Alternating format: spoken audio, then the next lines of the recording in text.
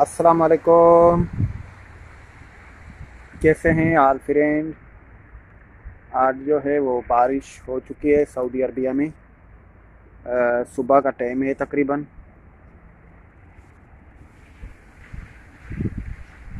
10 बजने वाले हैं।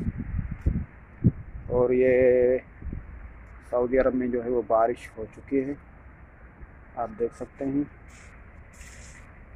अभी भी हल्की हल्की जो है ना वो हो रही है बारिश, आप देख सकते हैं।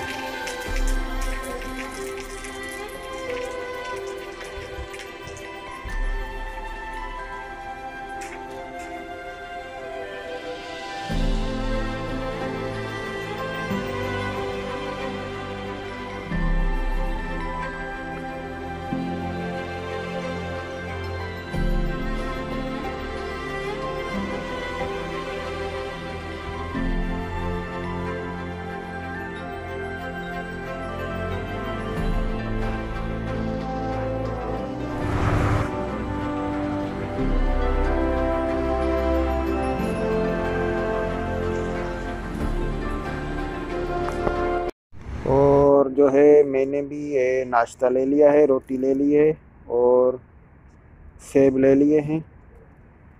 अभी जाके नाश्ता करेंगे।